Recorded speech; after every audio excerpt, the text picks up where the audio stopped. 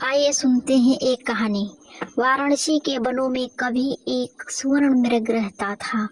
उसकी आंखें रत्न सी चमकीली, सींग रजत की क्रांति लिए हुए तथा उसका शरीर अन्य हिरणों से अधिक बड़ा और सुंदर था। वह 500 मृगों का राजा था और उसे निग्रोध राज के नाम से पुकारा जाता था।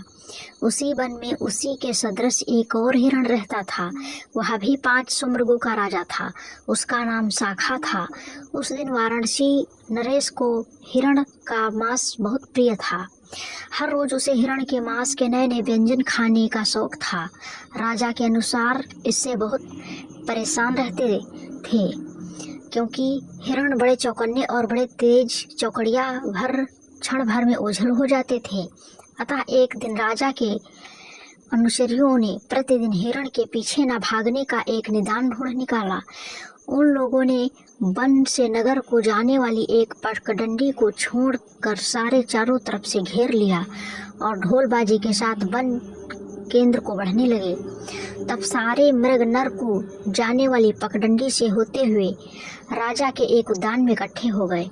जैसे ही सारे मृग उद्यान में पहुंचे, लोगों ने उद्यान द्वार बंद कर दिया। उन्हीं मृगों के बीच 2 स्वर्ण मृग भी थे। राजा ने जब उनकी चर्चा सुनी तो स्वयं भी वह उन्हें देखने आया तथा उनकी विशिष्टता के कारण उन्हें प्राणदान दे दिया। उस दिन के पश्चात जब भी राजा के अनुचर किसी हिरण को मारने आते तो उनके आगमन से डर का हिरण जहां तहां भाग दौड़ करने लगते, जिसके कारण एक हिरण के स्थान पर अनेक हिरण मारे जाते या घायल हो जाते। इस आपदा से बचने के लिए हिरणों ने एक सभा तैयार की और तय किया कि प्रतिदिन एक हिरण के स्थान पर एक हिरण राजा के घात स्थान पर स्वयं जाकर अपना बलिदान करे। राजा के अनुचरों को भी हिरण के सहयोग से प्रसन्नता हुई और वे केवल आए हुए विद्ध हिरण के ही प्राण हरते थे।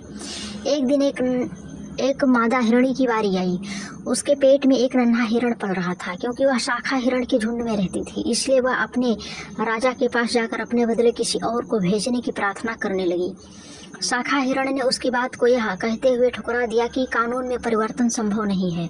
रोती बिलखती वह हिरणी फिर निग्रोधराज के पास पहुंची और उसके सामने भी अपनी प्रार्थना दोहराई। निग्रोधराज ने तब उसकी सहायता के लिए अपने प्राणों की बलि देना उचित समझा। अगले दिन जब राजा के अनुचरों ने वध स्थान पर एक स्वर्ण मृग को मरने के लिए तैयार खड़ा पाया तो उस घटना की सूचना तत्काल राजा को पहुंचाई। प्राणदान पाकर भी वह हिरण मृत्यु के लिए क्यों तत्पर है, इसका कारण राजा नहीं जानना चाहा, इसलिए उसने तत्काल घटना स्थल पर पहुंचकर निग्रोधराज ने उसकी मृत्यु का कारण जानना चाहा। निग्रोधराज ने तब उसे गर्भिणी हिरण की कथा सुनाई, जिसे सुनकर राजा ने उसके साथ उस गर्भवती हिरण को भी अभय दान दे दिया। निग्रोधराज ने फिर अन्य हिरणों के बारे में पूछा तो उनके प्राणों के लिए राजा क्या करना चाहेंगे। राजा ने तब कहा उन्हें भी प्राण दान देना होगा। निग्रोधराज ने पूछा शेष जानवरों के प्राण का क्या हुआ। राजा ने कहा उन्हें भी प्राण दान देना होगा।